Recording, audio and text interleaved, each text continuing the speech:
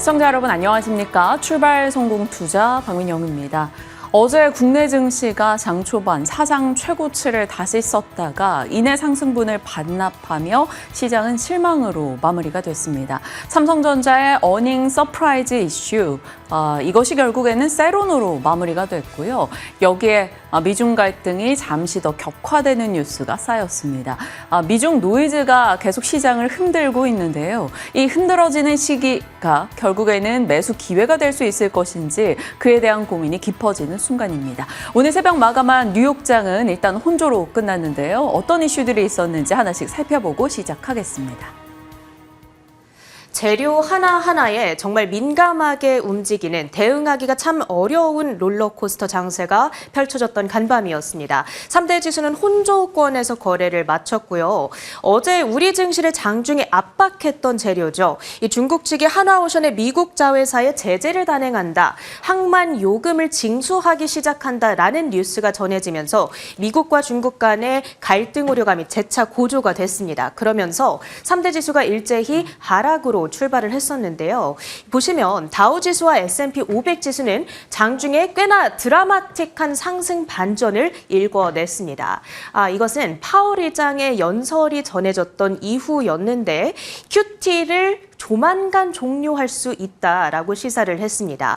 그러니까 연준이 보유하고 있는 국채와 주택저당증권, MBS 만기가 도래했을 때 재투자하지 않게끔, 그러니까 시중의 유동성을 쭉 빨아들이는 효과가 있는 이 QT를 계속해서 단행해 왔는데 이것을 종료할 수 있음을 시사한 것이고요. 거기다가 노동시장 둔화에 대한 리스크를 시사하면서 금리 인하 추가적으로 할 수 있겠다라고 얘기를 했습니다. 다만 QT 종료도 그렇고 금리 인하 시점도 그렇고 정확히 언제 하겠다는 언급은 없었습니다만 시장에서는 이를 비둘기파적으로 해석을 했고요. 덕분에 특히 다우지수를 중심으로 강력한 매수세가 유입이 됐습니다. 다만 보시다시피 다시 한번 장 막판에 3대 지수가 일제히 꼬리를 내리는 양상이 펼쳐졌는데 이 트럼프 대통령의 소셜미디어 포스트의 영향이었습니다. 중국과 식용유 등을 비롯한 기타 품목에 대한 교역을 단절하는 방안을 검토 중이다. 다시 한번 위협의 목소리를 꺼내든 트럼프 대통령이 되겠습니다. 사실 트럼프 대통령은 지난 몇 개월 동안 중국 측에 미국의 대두를 수입해달라라고 요구를 해왔습니다. 그런데 중국 측은 이를 이행하지 않았고, 그러자 이 미국의 대두 농가를 어렵게 하기 위해서 중국 측이 의도적으로 이렇게 악의를 저지르고 있다라고 이야기를 하게 됐고요. 이에 대한 보복 조치로서 교역 단절을 시사하게 된 겁니다. 그러자 다시금 이 미중 갈등에 대한 우려가 고조됐다라고 볼 수가 있겠죠. 그럼에도 불구하고 다우지수가 이렇게 상승세를 유지할 수 있었던 데에는 오늘 종목과 이 섹터별 차별화되는 움직임들이 나타났기 때문이었습니다. 무엇보다 다우지수를 구성하는 30개 구성 종목 가운데 1등 상승률을 기록했던 종목은 월마트였습니다. 5% 가까운 급등으로 진행이 됐고요. 얼마 전에 오픈AI가 엣시 그리고 쇼피파이와 제휴를 맺는다, 이런 뉴스를 전해드린 바가 있었죠. 그러면서 엣시의 주가가 폭등 흐름을 가져가기도 했었는데 마찬가지의 파트너십을 월마트와도 체결한다는 소식입니다. 이제 챗 GPT를 통해서 상품에 대한 검색, 비교 그리고 결제까지도 전체적으로 다 할 수가 있는 거고요. 그렇게 되면 월마트 매출 증대 효과가 있지 않을까라는 기대감 속에서 주가가 상승을 했습니다. 거기다가 여러 가지 대형 은행주들 이제 오늘을 시작으로 실적 발표가 시작이 됐습니다. 사실 전체적으로 봤을 때 한 가지 공통점, 두드러지는 공통점은요. 이 트럼프 대통령이 4월 상호 관세를 부과하기 시작했고 그 이후에 주식시장이 요동을 치게 되면서 정말 많은 투자자들이 이 포트폴리오 재조정에 나서게 됐고, 그러면서 이 수수료에 대한 수익이 많이 늘었습니다. 채권도 그렇고 주식도 그렇고 트레이딩 수익이 거의 사상 최고치를 기록하는 흐름들을 보여줬습니다. 다만 이제 주가가 엇갈렸던 이유들에 대한 핵심적인 포인트들을 제가 이렇게 정리를 해봤습니다. 일단 오늘 급등을 했던 종목으로는 웰스파고, 시티 그리고 블랙록까지 꼽아볼 수가 있을 텐데 웰스파고는 특히나 ROE를 최대 18% 수준으로 제시한 점이 상승이 이 주가를 7% 급등권으로 끌어올렸고요. 시티그룹의 경우에는 은행 부문의 매출이 34%라는 이 두드러지는 성장률을 나타낸 점이 주가를 끌어올렸습니다. 거기다가 세계 최대 자산 운용사죠. 블랙록 AUM이 17%나 급증하는 성과를 기록하면서 3%대 급등을 했고요. 또 같은 계열사인 블랙스톤의 주가 강세까지도 이끌어냈습니다. 다만 JP모건과 골드만삭스 역시나 호실적을 기록했음에도 불구하고 주가가 왜 빠졌는가 들여다보니까 JP모건은 대손 충당금이 증가한 점이 부담으로 작용했고요.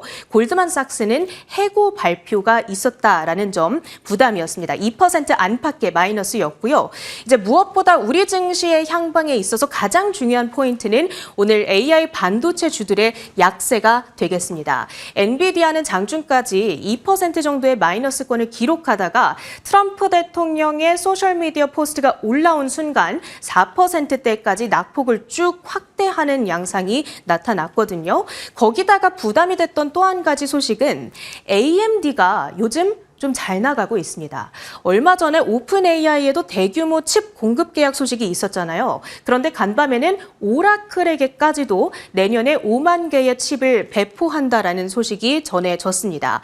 이제 기업들이 조금씩 엔비디아의 대안으로서 AMD의 칩을 채택해 나가려는 움직임들이 나타나는 거거든요.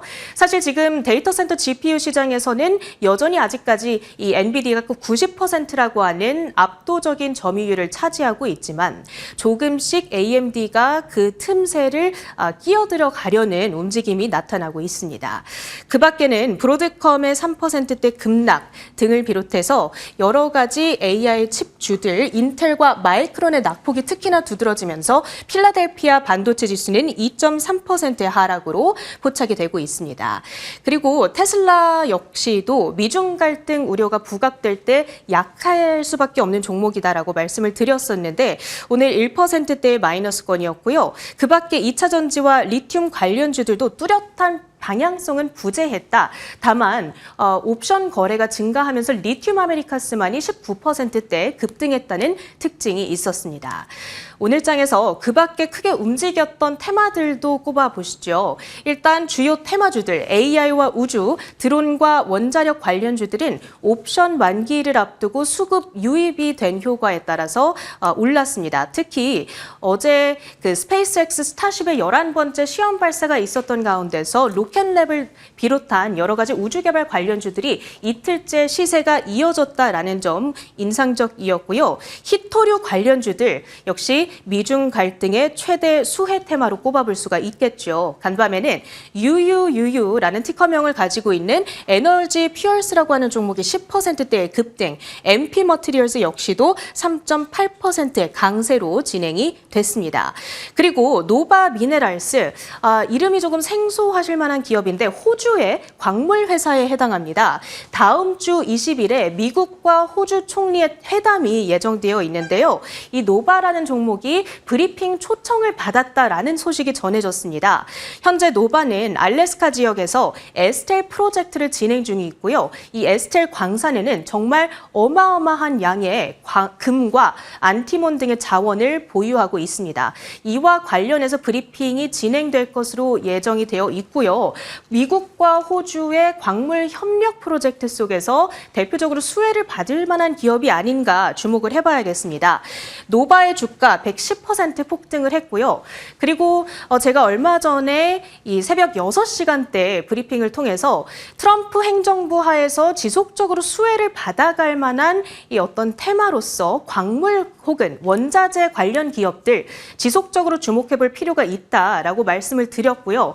오늘 이렇게 노바미네랄스가 먼저 시세를 분출해 줬다면 그 밖에 우리가 앞으로 중장기적인 관점에서 주목해볼 만한 종목들 어떤 것들이 있을까?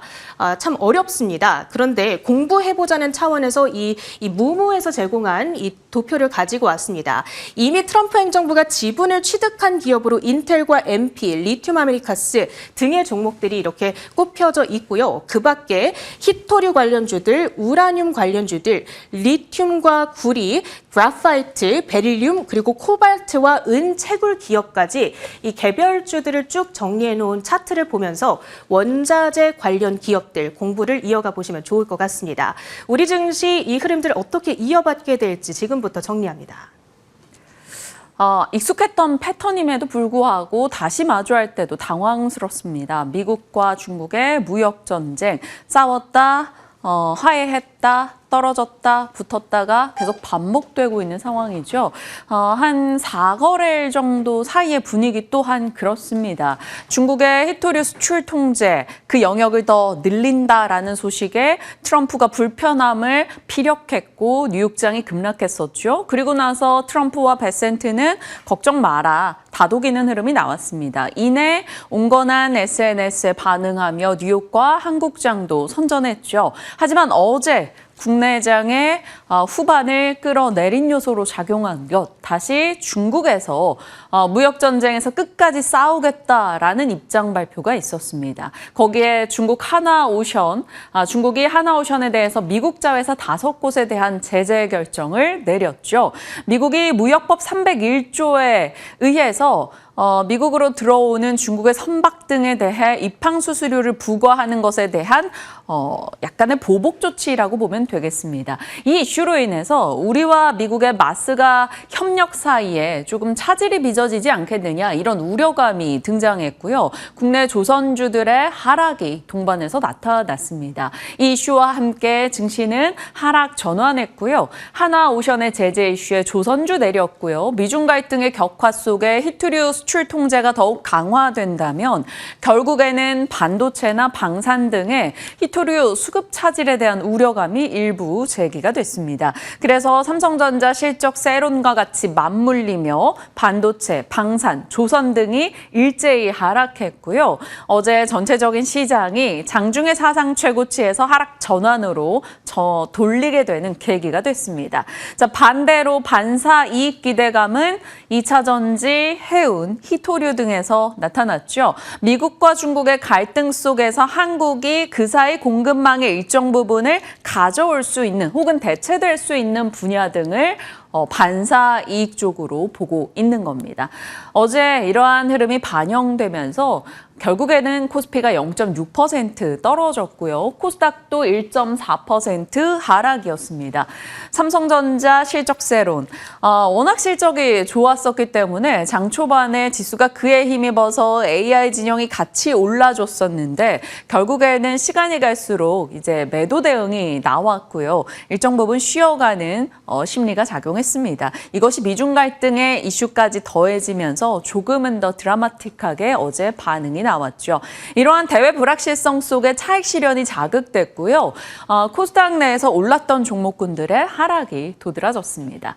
자, 불과 어제 오전장만 해도 무역전쟁의 낙관론, 브룩필드의 블룸에너지 투자 이슈, 브로드컴 칩 계약 이슈, 삼성전자의 어닝 서프라이즈의 분위기가 좋았었는데 이내 후반에 이 중국발 하나오션에 대한 제재 이슈로 하나그룹주와 조선주가 하락했고 아시아 주요국이 전체적으로 하락 전환하는 가운데 일부 시장과 조금 무관하거나 아니면 미국과 중국의 갈등 속에 반사이익이 기대가 되거나 이런 쪽만 살아남았습니다. 분위기가 무관했던 쪽이 양자 컴퓨팅 그리고 로봇 쪽이 올라갔고요.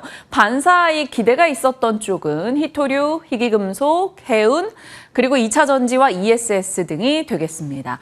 히토류 쪽은 요즘에 희귀금속 사업에 대한 기대감 속에 계속 고려아연이 시장의 관심을 조금 받고 있다는 것을 확인할 수가 있습니다. 어제장에서도 20%의 상승을 기록하기도 했네요. 그리고 해운은 미국과 중국이 서로 입항하는 것을 제재한다면 결국엔 한국의 해운사들이 반사이익을 보지 않을까 이런 얘기가 나온 겁니다. 어제 흥하해운이 8%의 상승으로 마무리가 됐는데 장중에 긴 꼬리가 달리기도 했네요. 단발적인 이러한 갈등에 따른 약간의 테마성으로 움직임을 보이는 것이기 때문에 주의하시면서 대응하시길 바랍니다. 자, 2차 전지와 ESS, 테슬라의 9월 중국 판매량이 늘어났고 LG 에너지 솔루션의 실적, 잠정 실적이 그래도 2개분기 연속해서 흑자를 기록한 점에 시장은 주목하고 있습니다. 그리고 중국의 부사장이 테슬라 기가팩토리 상하이 쪽에 4분기 생산을 늘리겠다라고 밝히기도 했죠. 여기에 LG엔솔의 ESS 출하량이 늘어난 점 등이 함께 맞물려서 희귀 금속 혹은 전략 광물 이런 쪽 이슈가 2차 전지를 조금 자극했습니다. 그래서 어제는 모처럼 2차 전지 일부 종목들과 ESS 관련주들이 시세를 내기도 했네요. 자, 지금 시장을 놓고 우리는 어떻게 복귀하게 될까요? 10월의 악몽이었다라고 기억하게 되는 조정의 시작일지 아니면 4월처럼 그때가 기회였구나라고 여기는 순간이 될지 궁금해집니다. 특히나 AI 패러다임의 진행 속에서 주가 상승이 가팔랐었는데 일정 부분 매수할 기회를 주는 것인지 아니면 조정일지 잠시 후 전략을 두고 챙겨가도록 하겠습니다. 자, 이슈에 대한 증권사들의 의견을 모아봤습니다. 일단 미국, 중국이 서로 이제 불편함을 드러내고 있는 가운데 중국이 조선업 제재에 나섰죠. 이 부분에 대한 대신증권의 의견입니다. 미국이 중국에 항만세를 부과한 것에 대한 중국의 보복 조치에 불과하고 미국산 선박 중에 중국에 가는 선박이 2025년도 기준 18척에 불과하다. 페널티 노출은 제한적이라는 의견이고요. 하나오션의 중국의 제재 기업 리스트 포함 다른 조선사로 확장될까? 그것은 어려울 것 같다. 혹은 가능성이 낮다라고 얘기하고 있습니다. 중국이 제재 기업 리스트에 포함했던 곳들을 다 살펴보면 약간 방산의 키워드가 달려있다라는 거죠. 하나오션 같은 경우도 하나 시스템이 연결되어 있기 때문에 이번에 제재 기업 리스트에 들어간 것이라 다른 조선사로의 전이 가능성은 낮다라고 보고 있습니다. 그리고 중국이 추가적으로 후판 매입 제재를 확대하게 된다면 한국의 조선사들 비용 부담이 있지 않겠느냐 이런 우려가 있었는데요. 중국 철강사 타격도 크기 때문에 그 또한 가능성은 낮다 이렇게 얘기를 하고 있네요. 그래서 조선업에 대해서는 대신증권은 크게 걱정할 내용은 아니다라는 의견이고요. 자, 그러면 어제 삼성전자 실적으로 인해서 세론이 시작된 반도체 쪽은 어떨까요? 하나증권에서는 오히려 조정 시 비중 확대 의견을 냈습니다. 한국의 두 메모리 업체 합산 시총은 1,000조 이상의 시대에 도래할 것이다. 그래서 메모리 천조국이라는 리포트 제목을 냈네요. 목표가를 오히려 올려잡고 있는데 삼성전자 11만 5천 원, SK하이닉스는 무려 58만 원을 제시하고 있습니다. 하나증권의 의견 확인해 보시고요. 또 다른 것은 앞서 해운주가 살짝 시세가 있었죠. 하지만 STX 그린로직스나 아니면 흥하해운은 테마성 해운주이고요. 그 외 다른 물동량에 연결되는 해운사들에 대한 오늘 아침 보고서입니다. 한국투자증권. 잔잔한 바다에도 파도는 친다. 지금 탈세계화, 이 보호무역주의 기조에서 교역량이 위축되는 것은 분명히 해운사에게 악재이긴 하나 공급망이 혼란이 생기고 있다라는 것은 한국의 해운사에게 오히려 기회가 될 수 있다라는 것이죠. 여기저기 배척하고 여기저기 돌아가야 되는 상황이 생기는 과정에서 결과적으로 해운사들이 한국 업체들 수혜볼 수 있다. 뭐 이런 얘기인 겁니다. 이동거리가 증가하고 항만이 적체되고 노후 선박이 폐쇄되면서 이러한 과정이 운임을 결국에는 다시 회복시킬 것이다라고 얘기하고 있습니다. 그리고 지금 주요 해운 선사들이 현금을 많이 갖고 있는데 이것이 주주환원 시나리오 혹은 M&A 관련한 이슈로 부각될 여지가 있기 때문에 해운사들 주목하자라는 의견이었고요. 현대글로비스와 페노션을 조금 더 좋게 보고 있었습니다. 자, 이슈가 있었던 산업에 대해서 오늘 아침 업데이트된 증권사 보고서니까요. 참고해 주시길 바랍니다. 자, 이런 식으로 시장에서 차익 실현에 대한 욕구를 자극하는 혹은 미중 갈등 이런 노이즈가 지속된다면 주도주들도 언제든 어느 정도의 변동은 감내해야겠죠. 어제 반도체 진영이 내렸던 것처럼요. 자, 그러면 노이즈가 지속될 때 우리는 다음 주도주 혹은 지금의 주도주에 대해서 고민이 필요할 겁니다. 주도주의 조건을 기억해 볼까요? 글로벌 트렌드에 부합하느냐, 뭐 AI라던가요? 아니면 자주국방의 스토리라던가요? 마스가라던가요? 조선 방산 반도체 오래 주도주 역할을 해줬던 종목군들의 글로벌 트렌드, 그리고 그들의 내러티브라고 하는 성장 공감 스토리가 있는가, 이후에 실질적으로 수주와 실적을 숫자로 찍어주는가. 지금 조선 방산 반도체가 순차적으로 그런 것들을 해왔죠. 그리고 한 2년여간의 전력 또한 마찬가지였습니다. 세계가 공감하는 AI 트렌드 속에서 성장 스토리가 탄탄했고 거기에 실제로 수출 데이터나 수주나 숫자가 찍히기 시작하면서 주가가 여러 차례 N차 파동을 기록했던 게 바로 주도주들이죠. AI, 조선 방산, 전력, 뷰티 등등이 시절의 주도주 역할을 했었습니다. 그러면 주도주가 조정을 받을 때 우리가 생각해 볼 것은 성장 스토리나 수주나 실적이 얼마나 훼손됐는가 여부를 확인해 봐야 될 것이고, 그래서 미리 땡겨온 그 숫자, 밸류 측정이 일정 부분 과했는지 아니면 아직까지 여력이 있는지에 대한 고민이 뒤따라야 될 겁니다. 그러면 AI 반도체 과했을지 아니면 아직까지 룸이 많이 남아있는지에 대한 이야기 잠시 후 나눠보겠다라는 것이고요. 낙폭과대 업종의 반등, 어제 대표적으로 2차 전지 등을 볼 수 있겠죠. 이것이 단발적인 시그널에 불과한 것인지 아니면 이들이 주도주의 자질을 회복하려고 하는 것인지를 봐야 될 겁니다. 아직까지는 이 주도주 조건에 2차 전지가 부합하지는 않는데 그래도 단발적인 반등을 계기로 시세를 조금은 모아볼 수 있을지 그에 대한 얘기도 오늘 체크해 나가겠습니다. 자, 이런 노이즈에 대한 이야기들을 살펴봤고요. 결국 노이즈에 대한 대응에 따라서 시장의 주도 섹터를 선택하는 과정은 달라질 건데요. 하나증권에서 지금 실적 시즌에 세론이 나온다면 어떤 대응을 해야 될까? 거기에 이제 사문사답배 형식으로 보고서를 냈습니다. 한국의 실적은 지금 꾸준하게 우상향하고 있다라는 것이고요. 환율 효과로 수출주 실적 향상이 좀 더 지속될 걸로 보고 있습니다. 작년부터 자꾸 어닝 서프라이즈 내고 세론이 반복됐는데 그때는 실적 피크 우려 때문이었다. 지금은 다르다. 어닝 서프라이즈 영향력이 확대돼서 다시 힘을 낼 것이다 라고 보고 있고요.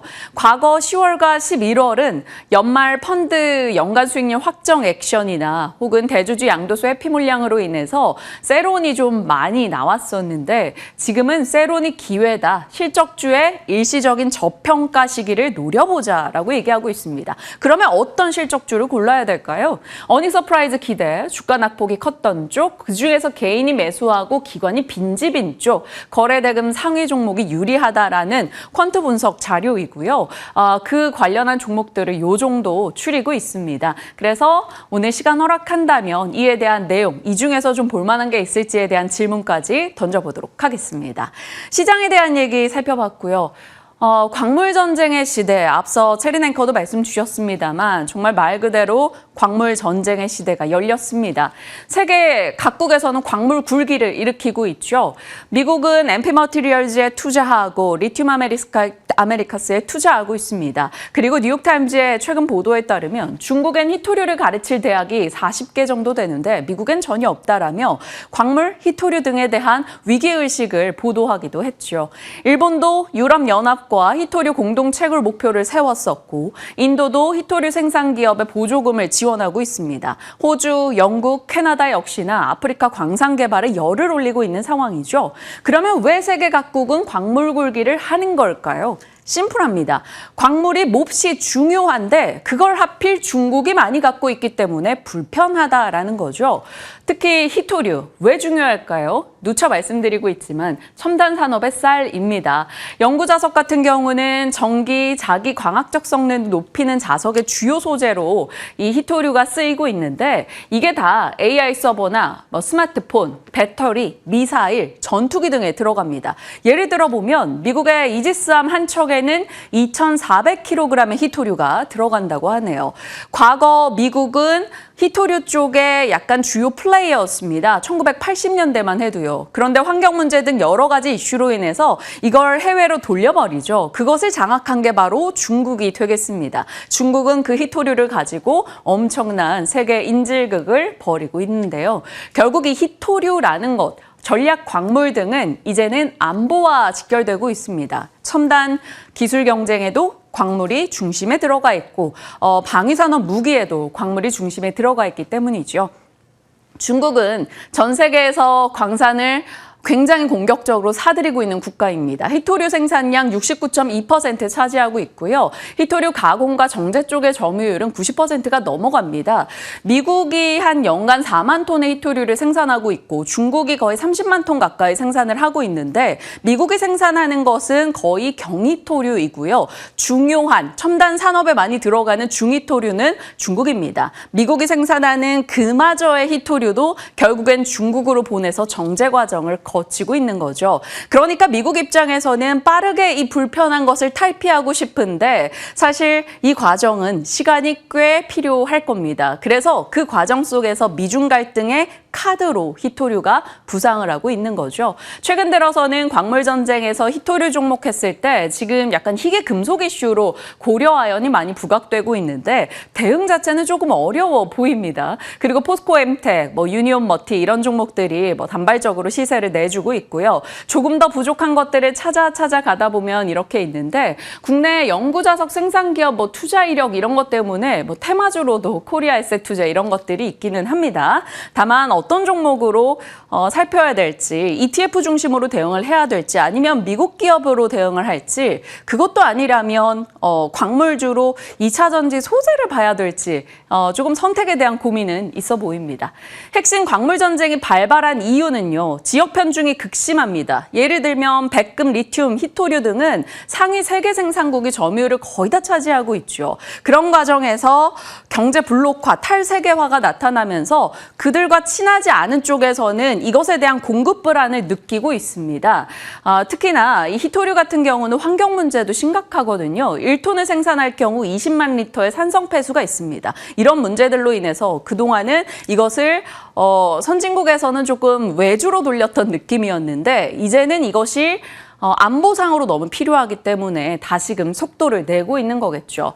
중국의 무기, 희토류가 중국도 아는 거죠. 우리의 희토류가 얼마나 중요한지요. 그러다 보니까 그 수출 통제 영역을 넓히고 있습니다. 기존에는 원재료 쓰지 마, 약간 원재료 압박할 거야 이런 거였다면 이제 원재료 0.1%만 들어가 있는 장비도 안 돼라는 분위기로 바뀌고 있어요. 그러니 미국 입장에서는 너무나 불편하겠죠. 그래서 핵심 광물에 대한 확보 노력이 뒤따르고 있는 거고요. 희토류, 리튬, 코발트, 니켈, 흑연 등은 꽤나 많은 곳에 쓰이고 있습니다. 우리가 생각하는 첨단 산업 전반, 모터가 들어가는 곳엔 거의 다 사용되는 느낌이죠. 자, 2차 전지가 이로 인해서 단기 반등의 계기를 좀 마련하게 될지 궁금합니다. 리튬 등의 종목군에 대한 관심이 생겨난 것이기 때문이죠.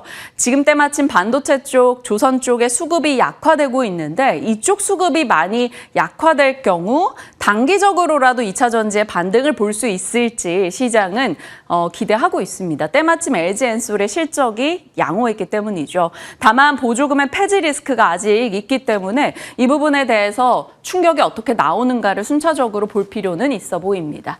자, 이런 상황에서 어제 포스코 퓨처엠의 수주 이슈가 있었죠. 2027년 10월부터 4년 동안 2,600억 원의 음극재 공급 계약입니다. 단일 회사와 계약 공시를 냈고요. 연간 1,700억 물량, 작년 음극재 매출 기준 대비해서는 꽤나 의미가 있기 때문에 일단 어제 애프터마켓에서는 정규장 시세 이후에 추가 상승을 조금 더하기도 했습니다. 관심을 둘 수 있을지 오늘 함정남 차장님과 함께 2차 전지 혹은 광물 이런 쪽에 대한 얘기 풀어가 보도록 하겠습니다. 자, 시장의 분위기 파악하러 넘어가 보시죠. 시장 속에서 긍정적인 것은 일단 실적 시즌이 시작됐다라는 점에서 실적 기대주들을 그래도 확인하고 끌고 갈 수 있는 시즌이라는 겁니다. 마침 미국에서 실적 금융주들 양호했다라는 평가였고요. 미국 내 제롬 파월 연준 의장의 비둘기파적인 발언 등도 긍정적이었습니다. 다만 부정적인 것은 미중 노이즈가 되겠죠. 히토류를 가지고 또 미국의 대두를 사주는 것을 가지고 중국에서는 계속해서 미국을 흔들고 있는 상황이고 미국은 중국을 누르기 위해서 엔비디아 칩 안 돼, 이런 반도체 안 된다고 얘기하고 막 100% 추가 관세, 소프트웨어 수출 통제 이런 얘기들을 꺼내고 있습니다. 이들의 노이즈가 협상 과정이라고 한들 세계 시장이 출렁이고 있다 보니까 이것은 변동을 낳고 있어서 상당히 불편하네요. 그러면 오늘 어떤 질문들을 해봐야 될까를 고민해봤습니다. 미중 갈등 노이즈 국면에서 증시가 변동이 나온다면 어떤 대응을 해야 될 것인가 얘기 나눠볼 거고요. 조선이나 히토류 싸움 속에서 조선과 방산 이런 쪽이 타격을 입게 될 것인지 조선 방산 아직 상반기 주도주로서 장기로 끌고 가시는 분들이 많을 것이라서 한번 체크해보고 싶고요. AI 반도체 진영 조정이 나온다면 매수 기회인지 궁금합니다. 대신증권에서 오늘 아침 보고서 기준으로 SK스퀘어 하이닉스 없다면 나를 가져라 이런 보고서 제목을 냈는데 목표가를 72% 상향 조정하기도 했어요. 그래서 반도체 진영과 SK스퀘어 등 그와 연결되는 종목들 한번 체크하고 싶고요. 만약에 AI 반도체 조선 방산 이런 쪽의 수급이 약화된다면 그 수급은 어디로 갈까? 어제 사실 시장에서 강했던 건 바이오였습니다. 알테오젠, 에이프릴 바이오 이런 보로노이 등의 종목들이 아무래도 이번 주 후반에 에스모 일정도 있다 보니까 올라가기는 했었거든요. 이런 바이오 쪽이 될지 아니면 2차 전지가 그 대안으로 부상할지 궁금해지네요. 단기 테마의 향연, 히토류, 유리기판, 우라늄, 양자 등등이 있을 겁니다. 이런 테마성의 빠른 순환의 시간이 10월 내내 펼쳐질지 고민해보죠. 유리기판 뉴스가 뭔가 딱히 특별하진 않은데 많이 나오고는 있어서 일단 한번 정리를 하고 갑니다. 체크만 좀 분위기를 해놓죠. 자꾸 유리기판 뉴스가 나오고 있는데 9월 30일이었죠. 테슬라, 애플 반도체 유리기판에 노크하고 있다. 제조사 접촉한다. 이런 언론 보도가 있었는데요. 어제는 게임체인저 유리기판, 삼성전기, LG, 이노텍, SKC 등에서 속도를 내고 있다. 그래서 양산 로드맵을 어떻게 준비하고 있다더라 라는 기사. 기존에 알던 내용인데 또다시 이렇게 몇 번씩 보도가 되고 있습니다. 그래서 유리기판 밸류체인 한번 체크하면서 테마성으로 살펴가도록 하겠습니다. 일정입니다. 일정이 참 중요한 것 같아요. 어제 삼성전자 잠정 실적 서프라이즈가 있었으나 약간의 세론이 있었고요. 어제 LG전자 인도법인, 인도 증시 상장했죠. 인도 역사상 최다 청약의 기록이었고 10년의 최대 IPO의 기록을 썼습니다. LG전자의 주가가 막 강력하게 반응을 보였던 것은 아닙니다. 물론 오르긴 했습니다만 오히려 LG 관련한 로봇주가 시세를 내서 로보스타가 상한가를 갔었나? 이런 분위기도 있어서요. 이런 일정들을 좀 잘 체크하시길 바랍니다. 오늘이 15일이죠. 오늘은 중국에서 물가 데이터들 나옵니다. 경기에 대한 것을 가늠할 수 있기 때문에 확인해 보시고요. 연준의 베이지북 공개, 미국의 중국 선박 등의 입항 수수료 부과는 이제 시작이 된 내용이고요. 뱅크 오브 아메리카와 모건 스탠리 등의 실적도 오늘 밤 예정되어 있습니다. 그 외 목금의 일정 살펴봐 주시길 바랍니다. 일정 그리고 시장 속 뉴스들 살펴봤고요. 섹터로 들어가 보겠습니다. 오늘 미나 앵커가 양자 쪽 해주신다고요? 네, 그렇습니다. 올 한 해 동안 핫했던 섹터들이 여러 가지가 있는데 그중에 또 핫했던 테마가 바로 이 양자컴 테마가 되지 않을까 싶은데요. 미국 증시에서도 폭발적인 시세를 연출을 했었고 그 여파에 국내 증시에서까지 이 관련주들이 부각을 받고 있는 만큼 우리나라 관련주들을 어떻게 바라보면 좋을지 그리고 접근 방식은 어떻게 가져가 봐야 할지 오늘 한번 알아보시면 좋을 것 같습니다. 자, 양자컴이 뭐길래 이 부분은 이제 많이들 아실 것 같긴 는 한데요. 간략하게만 짚고 넘어가 보도록 하겠습니다. 양자 컴퓨터는 이제 슈퍼컴퓨터를 능가하는 초고속 연산 기능으로서 지금 주목을 많이 받고 있는 거고요. 최근 흐름을 보신다면 고전 컴퓨터와 양자컴을 결합시키려는 흐름이 나타나고 있습니다. 그래서 이러한 하이브리드 방식에다가 오류 수정 양자칩 개발 이슈까지 더해지면서 상용화가 이제 앞으로 더 빨리 이루어지지 않을까에 대한 기대감이 높아지고 있는 거고 그에 맞게 지금 대기업이라든지 그 관련 기업들 쪽에서 그 기술을 빠르게 개발하려는 시도가 나타나고 있다는 점도 긍정적인 시그널로 작용이 되고 있습니다.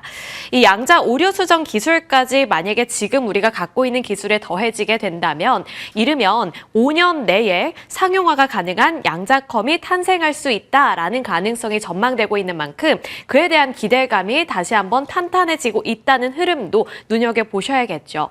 그리고 최근에는 최근에는 AI 기술까지 접목시키려는 흐름까지 나타나고 있는 상황인데요. AI 접목을 통해서 이 양자컴이 갖고 있었던 하드웨어 오류 문제를 해결하고 성능을 극대화할 수 있다라는 전망까지 함께 나오고 있는 상황 속에 이 양자컴 기술이 어디까지 발전할 수 있을 것인가, 그리고 그러한 상황 속에서 상용화 시점이 어느 때가 될 것인가가 중요한 관전 포인트가 될 것으로 보입니다.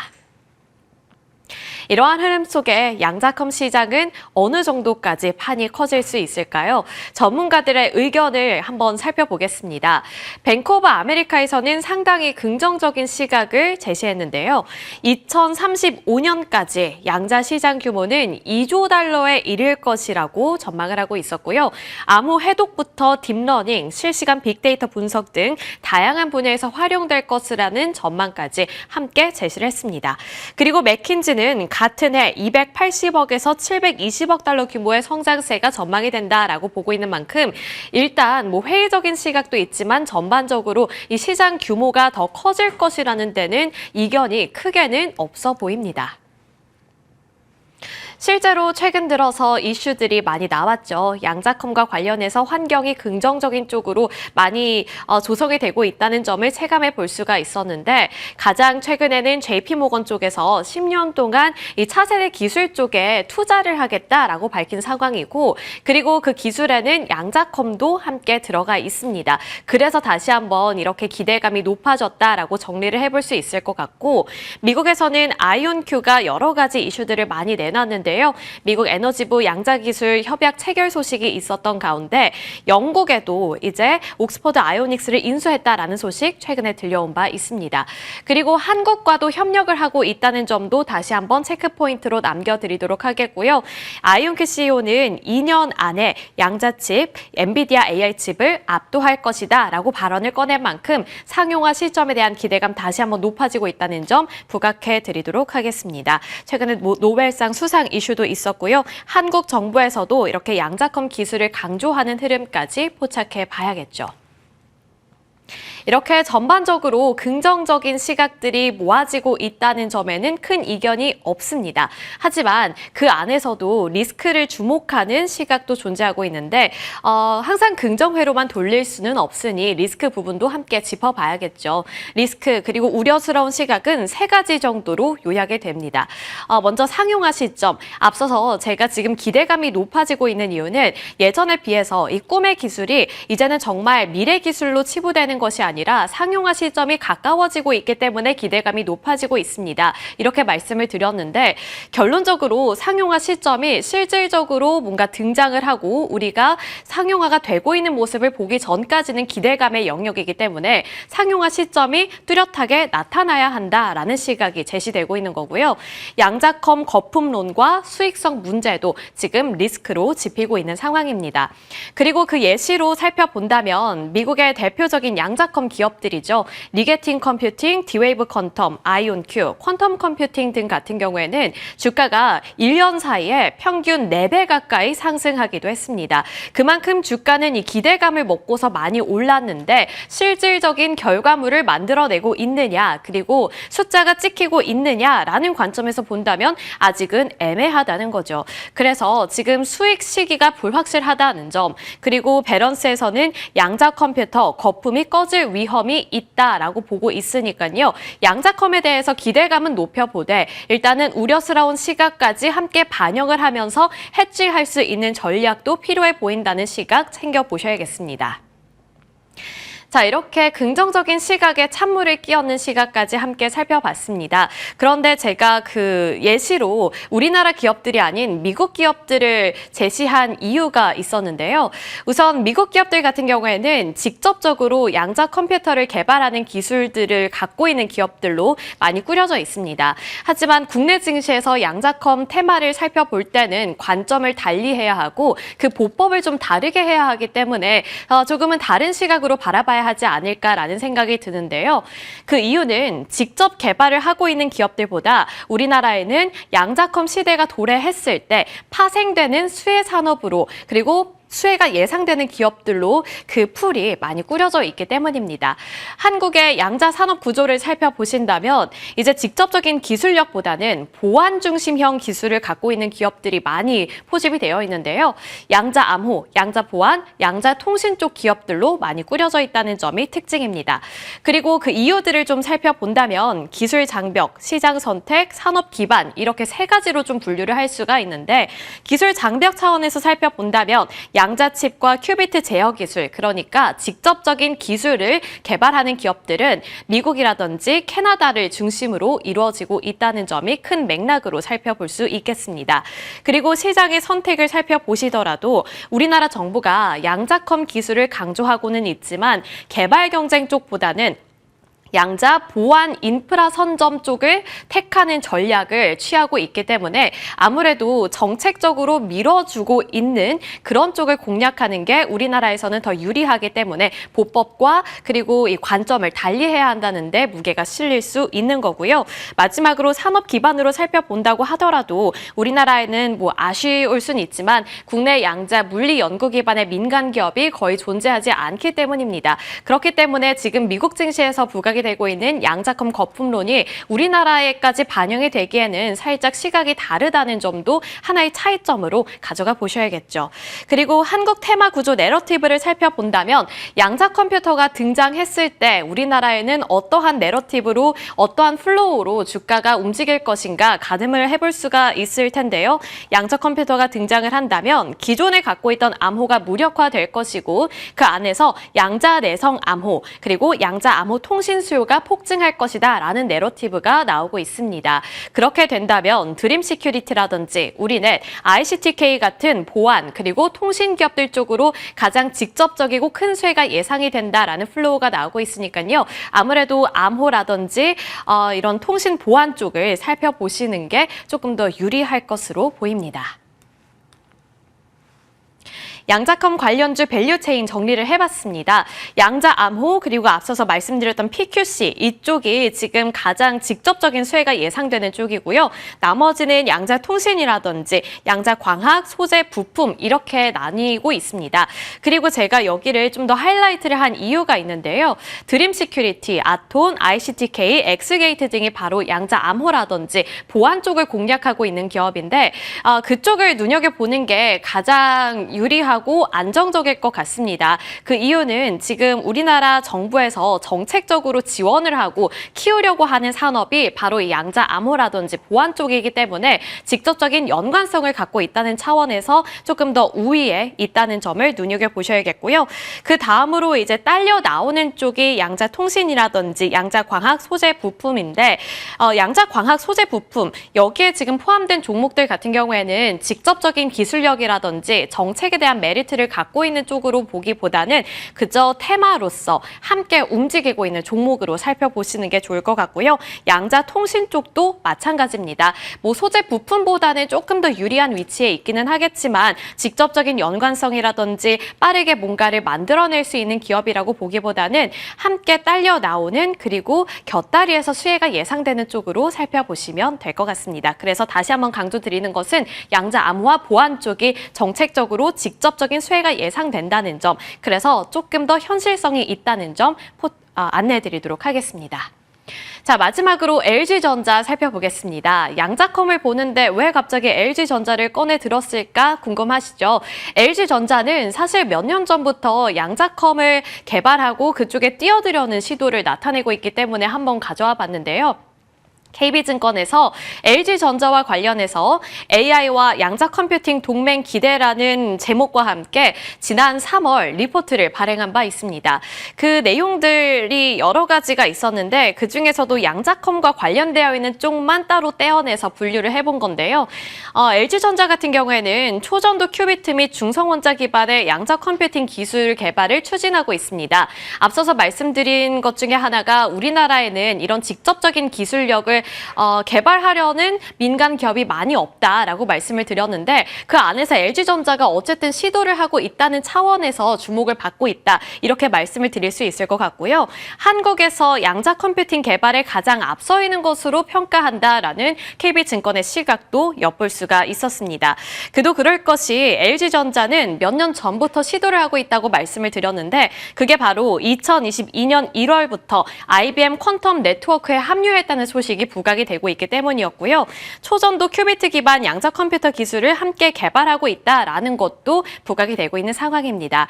그리고 2024년에는 우리나라 이 고려대라든지 여러 가지 그룹들과 함께 중성 원자 기반 양자 컴퓨터 기술 개발 MOU를 체결하기 때문에 그 안에서 또 한 번 주목을 받을 수도 있다는 점, 그리고 어떤 결과를 만들어낸다면 부각이 될 수도 있겠죠. 먼 미래의 얘기일 수는 있지만 이러한 시도를 보이고 있다는 점 정도는 참고를 해보셔도 괜찮을 것 같습니다.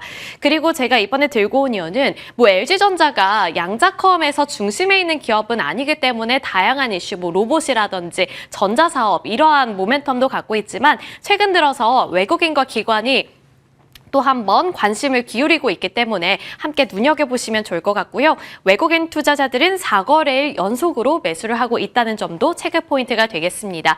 네, 기관 투자자들 제가 숫자를 잘못 썼네요. 3일 연속이 아니라 2거래일 동안 매수를 진행하고 있다는 점, 그래서 외국인과 기관 투자자들의 수급도 함께 눈여겨보시면 좋을 것 같습니다. 양자컴 테마가 미국 증시에 이어서 국내에서도 주목을 받고 있는데요. 상방 여력이 더 남아있는 것일까? 그리고 미국에 적용이 되고 있는 거품론이 우리나라에 적용될 가능성이 조금은 적다면 지금 저평가라고 보고 베팅을 해봐도 괜찮은 것일지 저희와 함께 전략 세워보시길 바라겠습니다.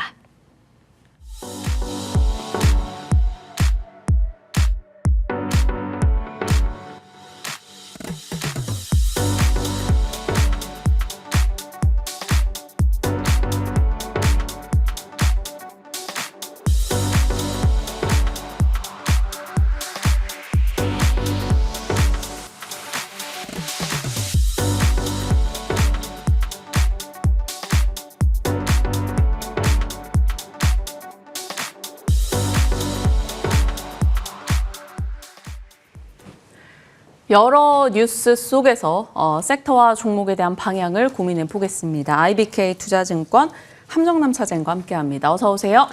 안녕하세요. 안녕하십니까. 차장님, 제가 오늘 약간 시장이 좋았던 건 좋았던 거고 그것을 모두 일단 백지로 놓고 네.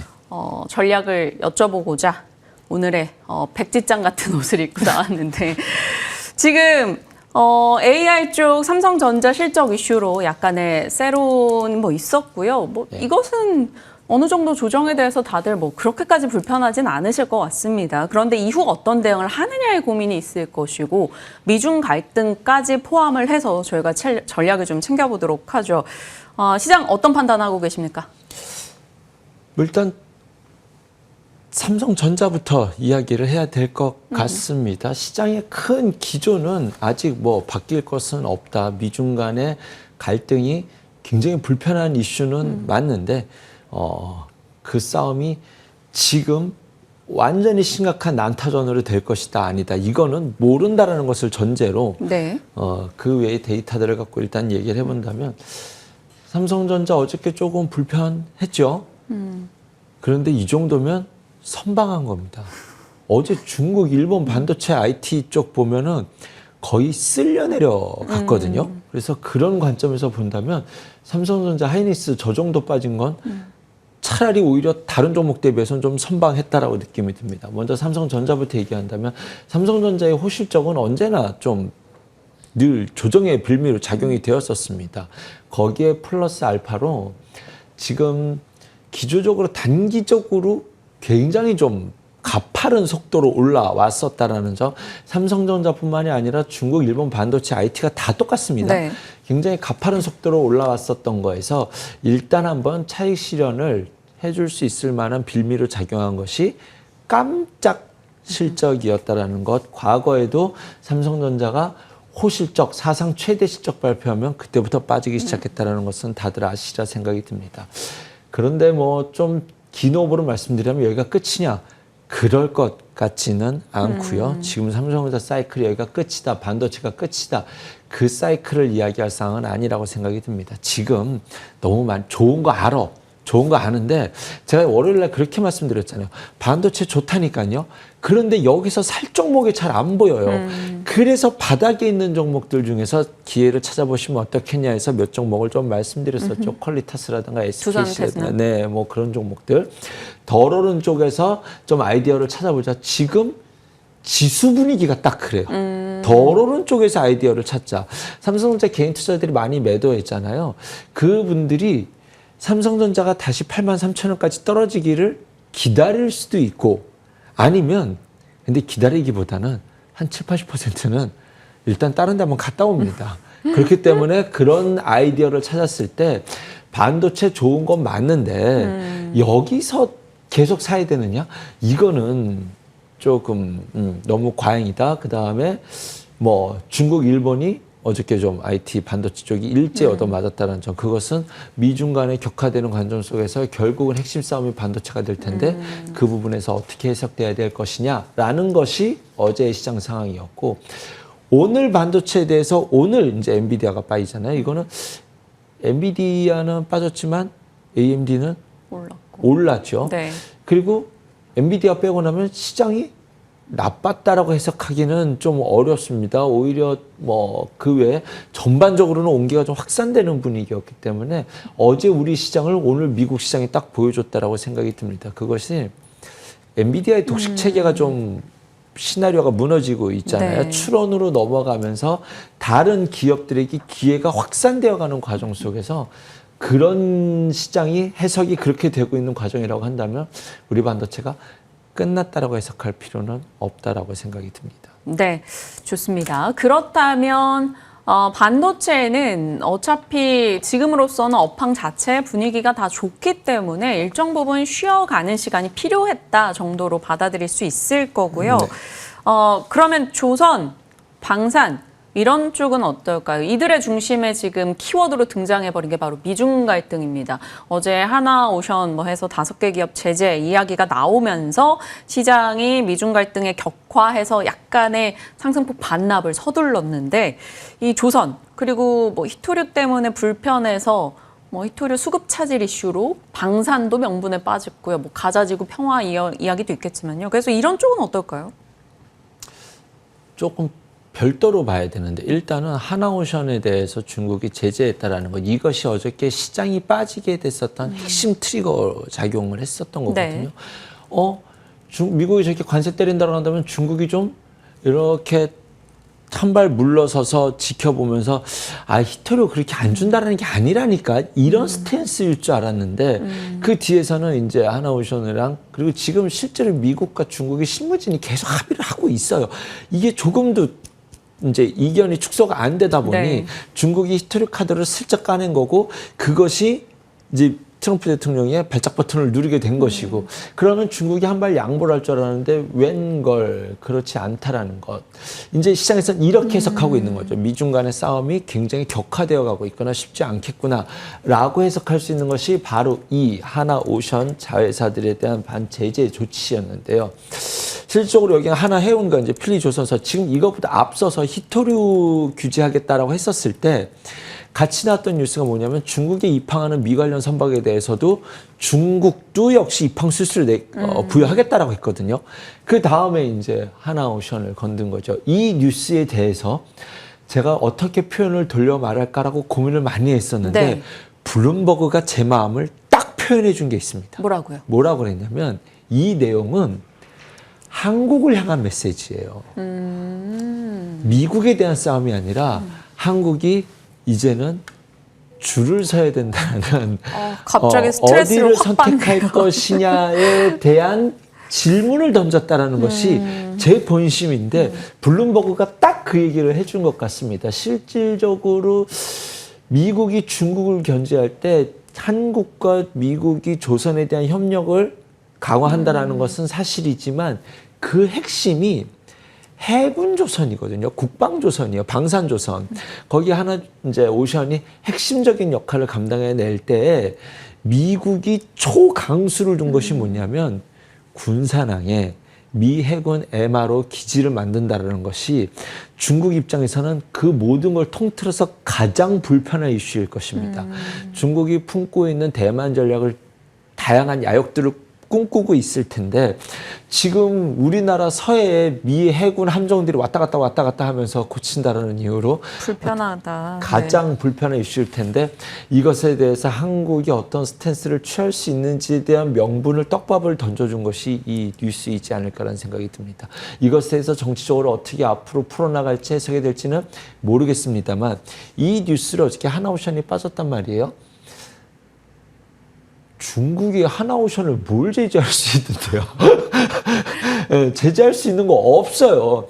오히려 과거 사드처럼 저는 불편한 것이 한국이 기업들에 대해서 압박할 수 있는 그 당시에도 뭐 여행이라든가 화장품이라든가 엔터라든가 게임 이런 것들에 대해서 전방위적인 압박이 오는 것에 대해선 오히려 불편할 수 있을지도 모르는데 실질적으로 과거의 한알령 피해주들이 지금 대부분 다 철수가 되어 있기 때문에 이것과 관련돼서 중국이 한국을 경제적으로 공격할 수 있는 타이밍이 그 어떤 섹터들이 잘 보이진 않아 보입니다. 그래서 근데 오히려 이것 때문에 엔터 쪽 이런 센티 위축은 있을 수 있는 걸까요? 그렇죠. 그런 부분이 없다라고는 생각할 수는 없죠. 그래서 전방위적으로 과거의 한알령이 다시 오는 건가 이런 심리적인 압박은 올 수 있다라는 점. 조선주만 딱 놓고 본다면 이것이 한국의 조선에 대해서 물론 피해가 없지는 않겠지만 네. 그리고 또 다양한 방법으로 뭐 괴롭힐 수도 있을지는 모르겠습니다만 실질적으로 한국과 미국이 손을 잡고 있어서 조선을 키워나가는데 중국이 여기서 제재를 통해서 한국 조선을 위협할 수는 없다라는 점. 그런데 조금 불편한 것은 한국의 정치적 스탠스로서는 지금 미국과 중국 중에 하나를 선택하기는 어려운 어렵죠. 위치에 있다라는 것이 조금 그리고 그런 뉴스적인 이런 분위기가 좀 조선주가 그런 심리적인 어떤 타겟팅은 될 수 있다라는 정도로 보시고 뭐 아직까지는 저는 조선은 조정을 기회로 볼 수 있지는 않을까 생각해 봅니다. 네, 어떤 뉘앙스인지 충분히 전달받은 것 같아요. 고래 싸움에 새우등 터진다 이런 표현을 시청자분들이 해주시는데 고래가 됐으면 좋겠어요. 언제까지 저희 등만 터져야 되는 것인지. 아무튼 좀 불편한 이슈였었습니다. 이것에서 파생되는 내용들이 뭐 시장에 심리적으로 혹은 뭐 언론 보도상으로 또 어떤 것들이 나올지는 좀 예의주시하시면서 살펴보셔야 될 것 같아요. 미중 갈등의 키워드로 사실 히토류가 언제나 이제 부상을 하고 있잖아요. 지금 뭐 여러 가지 히토류의 수출 통제 영역을 넓히려는 중국, 그게 너무나 불편한 미국의 상황인데 이 과정 속에서 히토류를 뭐 국내에서 투자처 찾아주세요 하기도 좀 고민스럽고요. 종목들이 워낙 작은 게 많아서 물론 고려하여는 궁금합니다. 그리고 광물 의 전쟁으로 봤을 때 그러면 리튬 이런 것들을 생각하면 2차 전지는 어제 반등을 어떻게 보고 계시는지 궁금하더라고요. 히토류를 여기서 쫓아간다? 글쎄요. 이제 어떻게 진행될지 모르는데 거기에 배팅을 하는 투자를 할 시장 상황은 아닌 것 같다. 팔라라는 뜻은 아닙니다. 뭐 이제 그것은 전략적으로 종목별 대응을 하시되 2차 전지에 대해서 제가 평상시에 월요일, 수요일 토크 주제를 4개씩 잡아오거든요. 네. 근데 이번 주 월요일은 3개만 갖고 왔어요. 하나를 뺐는데 그게 2차 그게 전지였어요. 2차 전지였습니다. 2차 전지를 뺀 이유가 왜 제가 월요일 날 얘기를 안 했냐면 월요일도 만약에 2차 전지가 빠졌으면 히토류까지 이야기가 나왔음에도 불구하고 2차 전지가 빠지면 저는 비중 축소를 하려고 했었거든요. 제 마음속에 한편으로 떨어지면 팔 마음을 결정지었었는데 주말에 그거를 여기서 어쩌면 떨어져서 팔지도 모르는데 제가 좋을 수도 있다라는 방송에서 말씀드리기가 어려웠어서 과감하게 토크 주제를 뺐는데 다행히 2차 전지들이 그에 걸맞게 잘 반등을 주었습니다. 반등을 줬었던 이유는 중국이 히토류를 제재하게 어떤 수출하는 것에 대해서 뭐 어떤 좀 허가를 내주겠다라는 것이 실제로 문제가 있어요. 네. 히토류만 허가하는 것이 아니라 히토류로 생산된 재화에 대해서도 검사를 맡으라고 한 건 미국이 화날 만한 것 맞습니다. 그런데 그 안에 포함된 품목 중에 리튬 배터리가 있거든요. 그리고 인조 의견이 있어요. 이것은 미국이 수출을 통제한다. 그렇게 되면은 다른 국가에서는 이제 그 외 해결책을 찾아야 된다라고 했었을 때 이제 우리나라가 그 안에서 2차 전지를 생산해낼 때 한국이 그 안에서 어떤 한 자리를 차지할 수밖에 없었던, 그리고 이 과거에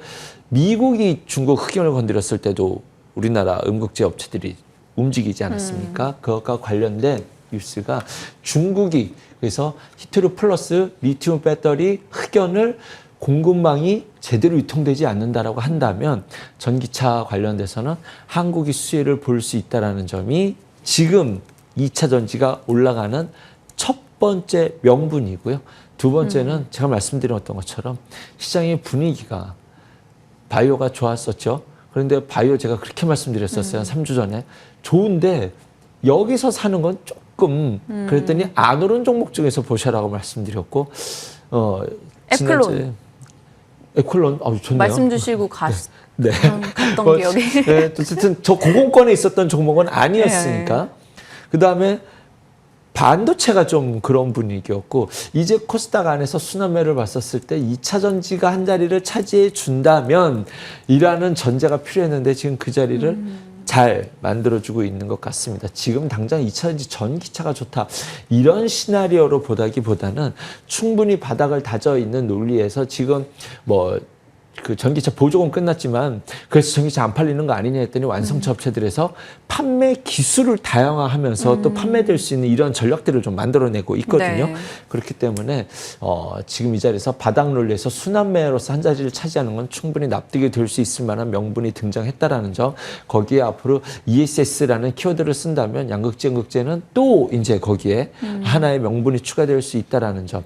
근데 이제 어떤 흑연 이런 걸 못 쓴다라고 한다면 이제 배터리 재활용해야 되잖아요. 그럼 폐배터리 관련된 종목들 세비킴이라든가 성일에텍도 볼 수 있다라는 점. 2차 전지가 가다 보니까 전기차 그래도 앞으로 좀 미래를 볼 수 있는 거 아니야? 라는 키워드로 접근한다면 저는 늘 최하단에 전고체를 네. 말씀드렸었죠. 그래서 SDI가 저는 좀 쉬워 보이고, 이런 명분에서는 포스코 퓨처엠이 가장 앞에 있는 종목.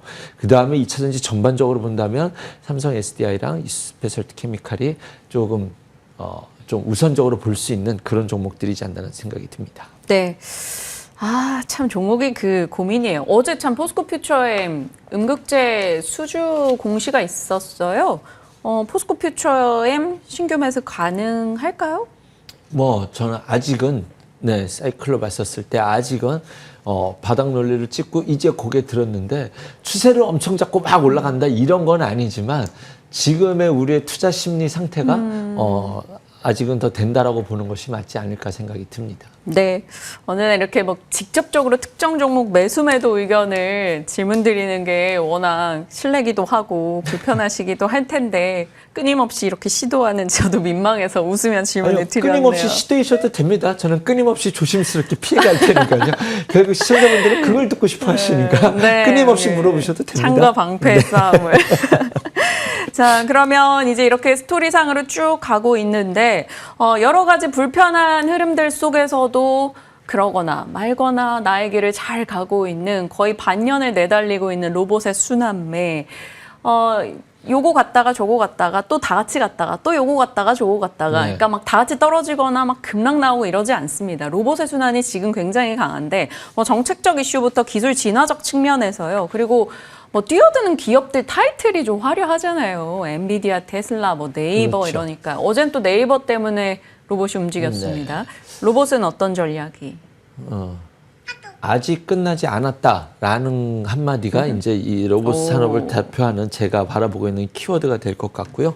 네이버도 스타트업 회사 서머로보틱스에 투자하겠다라고 했는데 신비전이라고 해서 로봇이 앞으로 가야 될 길에서 핵심이, 뇌는 이제 어차피 인공지능 AI가 담당하게 될 것이고 네이버는 거기에 대해서 전략적으로 지금 가야 되는 기업이고, 이제 하드웨어 쪽에서 센서가 중요하지 않겠습니까? 눈과 센서의 핵심 역할을 하는 그런 기업에 투자를 했다고 보시면 될 것 같습니다. 그렇다고 해서 우리나라 카메라 기업이 같이 움직일 것인가라고 봤었는데 그렇게 반응하고 있는 것 같지는 않아요. 지금 로봇이 앞단에서는 스마트 팩토리와 관련된 종목들이 한번 먼저 달려갔었고 그 다음에 좀 개별화된 움직임으로 움직였었는데 이번 사이클에서 눈에 띄는 것이 진짜 대장인 레인보우 로보틱스가 움직이기 시작했다라는 점과 그동안 철저하게 무관심 영역에 있었던 중소형주 단에서 바닥에서 움직이는 종목들이 확 움직인다라고 네. 해서 종목의 스펙트럼이 넓어진다라는 것이 월요일 날 말씀드렸었고 그 종목들이 잘 갔어요. 잘 갔어요. 그래서 지금 사람의 심리들이 중소형주 좀 보고 싶구나. 두 번째, 그동안 잘 안 움직였던 종목들에서 간다면 아 여기서 좀 키워드를 찾고 싶구나라고 하는 것이 공통된 모든 섹터를 통틀어서 공통적으로 등장하고 있는 상황이지 않나라는 생각이 듭니다. 그런 관점에서 봤을 때 로봇은 아직 갈 길이 멀어 보인다. 그럼 오늘 로봇 얘기 나왔는데 또 종목 하나 또 추가해. 해주세요. TXR 로보틱스라는 종목입니다. 앞에 종목들이 나쁘다라는 것이 아닙니다. 지금 네. 앞에 종목들이 제가 말씀드린 종목들이 너무 많기 때문에 또 추가해 드리는 겁니다. 이 종목은 물류 자동화랑 로봇 자동화 솔루션을 하는 회사예요. 로봇을 하드웨어로 만드는 것이 아니라 전반적인 물류와 로봇 자동화 시스템의 솔루션을 만드는 회사인데 이제 소방 솔루션과 전문 이쪽에 좀 특화돼 있어요. 그래서 중국 소방 로봇과 MOU를 체결해서 걔네가 이제 소방 로봇을 만들고 그것에 대한 뭐 원격 제어도 해야 되고 소방 관련돼서 통합 관제 시스템도 해야 되고 소프트웨어 솔루션 이제 이런 전반적인 것을 이 기업이 담당해서 중국 시장으로 들어갈 수 있는 어떤 소방 로봇. 사실 로봇이 가야 될 길이 지금 우리가 바라보고 있는 것은 사람의 일을 대체해주는 쪽에 로봇에 관심이 있지만 실질적으로 사람이 할 수 없는 영역을 로봇이 하는 것이 예를 들면 원전 해체라든가 전쟁이라든가 또는 불 끌어갈 때 사람이 들어가면 인명피해가 있을 수 있지만 로봇이 들어간다면 얘기가 달라지기 때문에 어떤 로봇 산업이 성장하는 데 핵심 키워드로 가는 것의 명분이 이런 쪽이 되지 않을까라는 생각 속에서 좋은 키워드를 갖고 있다는 생각이 듭니다. TXR 로보틱스 추가 한번 소개해드려 보도록 하겠습니다. 네, 그동안 로봇주들 뭐 클로버, 타이젠 RNA, 뭐 휴림 로봇, KNR, 오린 시스템. PTS 네. 이런 종목들 정말 많이 말씀해 주셨고 이들이 지금 안 가고 매도하라 이게 아니고 추가적으로 하나의 더 아이디어를 그렇습니다. 더해 본다면 맞습니다. TXR 로보틱스다라고 얘기를 해주셨습니다. 시청자분들 함정남 차장님이 일당 100이다라는 뉘앙스 글도 올려주고 계시고 로봇주 얘기도 한참 나누고 계시네요. 남북 경협주 살짝 살펴보고 갈까요? 이 타이밍이 좀 네, 불편. 이 타이밍에 좀 조심스럽긴 한데 어저께 일단 개성공단주들이 좀 움직였어요. 이제 이런 이야기를 했습니다. 정동영 의원이 남과 북한이 두 개의 국가론이 현 정부의 방향으로 아마 결정될 것으로 보여진다. 이것이 뭐냐면 원래 두 나라 아니야? 이렇게 생각하시는 분들이 많은데 지금 우리나라 대한민국 헌법에서 북한은 나라로 정하고 있지 않습니다. 반국가 체제 집단으로 보고 있기 때문에 근데 지금은 하나의 나라로 인정해 주겠다라는 거죠. 이것이 앞으로 평화 공정과 대화를 해나갈 때 어떤 전략이 유리할지는 모르겠습니다만 지금 북한과 관련된 이야기가 나오고 있다라는 점 여기에 에이펙 정상회담이 어떻게 될지는 모르겠습니다만 어쨌든 지금 분위기 보면 트럼프와 시진핑이 만날 것 같은데 그 안에서 이런 분위기라고 한다면 뭔가 협상이 될 것 같은데 계속 안 되고 있다라고 한다면 트럼프 입장에서는 북한이랑 카드를 쓸 가능성이